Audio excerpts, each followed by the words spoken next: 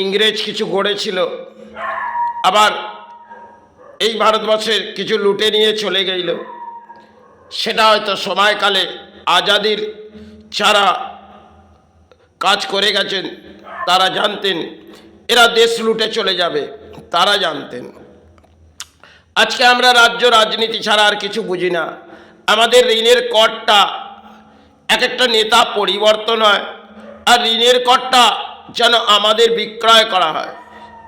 একটা সময় যখন সুভাষচন্দ্র বোস তিনি যখন বাংলার মাঝে এসেছিলেন, তিনি জানতেন এরা এই আজাদি করতে গিয়ে আমাদের কিছু দেশের অর্থ ব্যয় হয়তো হচ্ছে, কারণ এরা দেশ লুটে চলে যাবে, তাতে আমরা এই দেশকে আজাদ করব। সবাই ক্ষেত্রে তিনি দেশকে জয়ী করেছিলেন, আর করার পর তিনি সরে পড়েছিলেন। সেটা তিনি হয়তো কোথাও না কোথাও গিয়ে জীবিত ছিলেন, কারণ ফের হয়তো বাংলার মাঝে এসেছিলেন। সেটা সময়কালের অঙ্কের ব্যাপার ছিল, তা হয়তো সমাজ জানে না। কিন্তু আজাদির বলিয়া আমরা হয়তো সমাজে বছরে একবার বলিয়া ওড়াই, বন্দে মাতারাম একটা পতাকা ওড়ায়। তারা রক্ত বইয়েছিল, স্বাধীনতা সংগ্রামে তারা রক্ত বইয়েছিল। আমাদের দেশের যেসব নেতা আছে তারা কি বওয়ায়? তারা একটু বলি বওয়ায়, আর কিছু তাদের যোগ্যতা নেই। হ্যাঁ, একটা যোগ্যতা তাদের আছে, দেশ থেকে কিভাবে অর্থ লুটব। রাজ্য রাজনীতিতে দেখবেন কিছু নেতা চিৎকার করে বেড়ায়, আমি কিছু গড়ে দিয়ে যাচ্ছি। আরে এই গড়তে গড়তে বাংলা সবাই কালে হয়তো ভেঙে পড়েছিল, আবার কেউ এলো খেত, বাংলা শূন্যের ভাড়ার হয়ে গেল। তাহলে জনগণের ওপরে ঋণের বোঝা চাপলেন। একটা সময় থেকে জনগণ ঋণের বোঝা চেপে যাচ্ছে। হয়তো ভারত স্বাধীনতা সংগ্রামে একটা লড়াই করেছিলেন তারা দেশের জন্যে, আজকে আমরা নেতাদের জন্য লড়াই করছি, কিন্তু নেতারা যে আমাদের সফল দিয়ে যাচ্ছে তাতে কিন্তু আমাদের সফল নয়, আমাদের বিফল করে দিয়ে চলে যাচ্ছে। কারণ একটি লক্ষ্মী ভাণ্ডার দিয়ে নারীকে বুঝিয়ে দিল, দেখো তোমার ঘরে আর অন্যের আহার ছানো, তোমার ঘরে অন্যের আহার ভরিয়ে দেবো।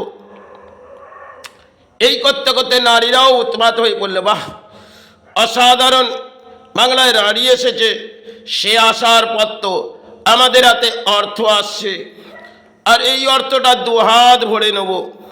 এটা বাংলায় চলছিলেন। কেন রানী এসে এমন কিছু প্রকল্প করলো, এক একটা শিলান্যাস যেমন করলো, শিলান্যাসগুলো তো ভেঙে পড়লো, আর রাজ্যের শিল্প তো সরে গেল। এলো ধর্মস্থান। রানী ভাবলেন শিল্প নিয়ে তো বাংলা নয়, আর যদি বাংলায় ধর্মস্থান করে দিই তাতে তো অর্থ সঞ্চয় হবে।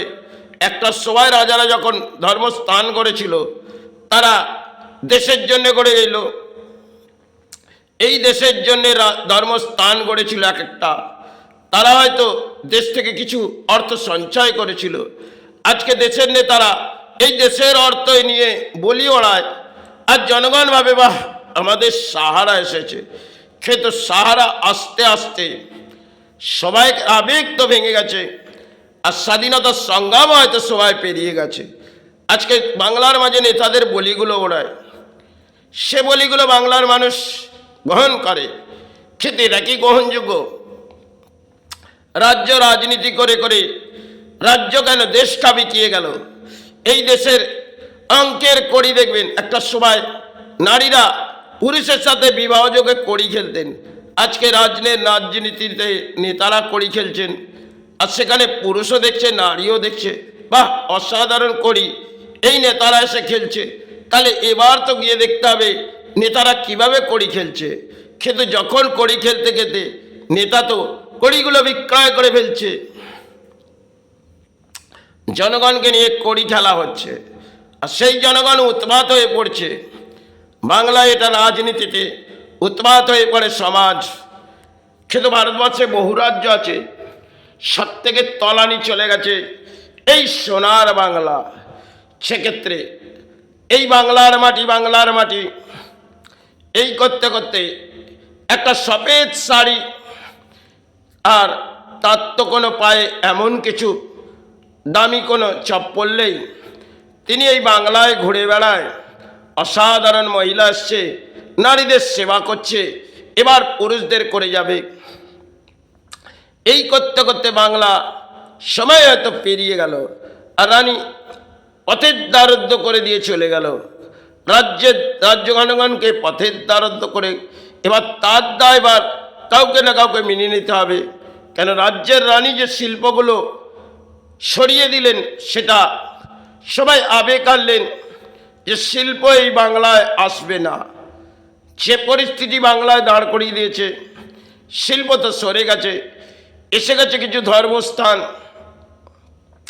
আর কিছু শিল্প প্রকল্প হয়তো একটা সময় তিনি গোড়ার কল্পনা নিয়েছিলেন, সে কিন্তু বিফল হলেন আর রানী সফল হলেন। এই করতে করতে তরজার লড়াইটা গভীর আকারে চললেন। রানী এগিয়ে এলো, ফুলের মাঝে ফুটে উঠলেন।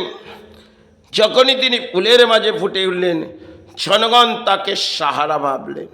এই তো রাজ্যের রাজনীতি, সেখানে এই সমাজ হয়তো গ্রহণ করছে, কিন্তু পরিস্থিতিটা এমন একটা জায়গায় চলে এসেছে, এই বাংলার মেরুদণ্ড তো ভেঙে গেছে। এই বাংলার ধর্ম করে জাগবে না, আর কর্ম বলে তো কিছু নেই, আছে রাজনীতি, সেখানেই আবড়ে যাও। এই যা চলছে, কেন কলিযুগের অদ্ভুত খেলা আমরা নেতাদের দেখছি। একটা সময় সাধকরা ধর্মের ব্যাখ্যা দিয়েছিলেন, আজকে নেতারা অধর্মের ব্যাখ্যা দিয়ে জনগণকে সাহারা ভাবাচ্ছে, আর সেই জনগণ গ্রহণ করছে। বাহ, এই তো দেশের রাজনীতি। সেখানে উত্তাল হয়ে জনগণ যাচ্ছে, আর জনগণের ঋণের বোঝা নেতারা করে দিয়ে যাচ্ছে। চলতে থাকছে এই বাংলা, আর জ্বলতে থাকছে এই বাংলা। এই তো হচ্ছে রাজনীতির খেলা। সেখানে জনগণ হয়তো উৎপাত হচ্ছে, কিন্তু সবাইয়ের আবেগ হয়তো আমাদের এসেছে।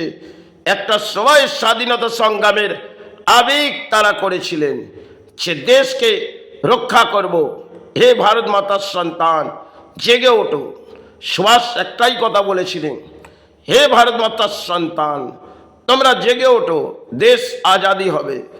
কিন্তু দেশ হয়তো আজাদি হয়েছিল, আর ভারত মাতার সন্তানগুলো জেগে উঠেছিল।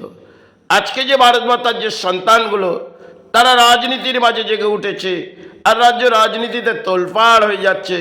কিন্তু সফল কাদের? এই নেতারা সফল করে বেরিয়ে যাচ্ছে, বিদেশ ব্যাংকে টাকা তারা অর্থ ভরে দিচ্ছে, আর জনগণ সাহারা দেখছে।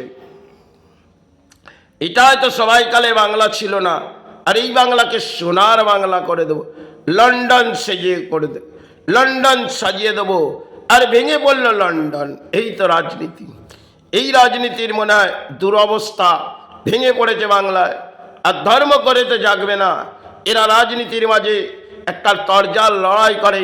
একটা সময় আমরা তরজা দেখতাম, আর এদের তরজা আমাদের দেখতে হচ্ছে। কেন? এরা দেশের নেতা, আর যারা এই তরজাগুলো করছে তারা হচ্ছে দেশের নেতা। আর জনগণ ভাবছে, আরে এই তরজাটা তো আমায় দেখতে হবে। উনি যে ফুলের মাঝে ফুটে উঠেছে, তাতে ধর্মও জাগাবে আর রাজনীতিও জাগাবে। তাহলে ওনার পেছনে সফলের কামনা করতে থাকি। এই করতে করতে বিফল হয়ে পড়ো। আজকে জনগণ তো ধর্মের আশ্রয় নেয় না, অধর্মের আশ্রয় নেয়। আর নেতারা জানে এই অধর্মের আশ্রয়ে আজকে জনগণ এসে গেছে, আর আমরাও কিছু ধর্মের বলে অধর্মের কাজগুলো করি, গুছিয়ে নেব, তাতে রাজ্যের ভাড়ার ফাঁকাও।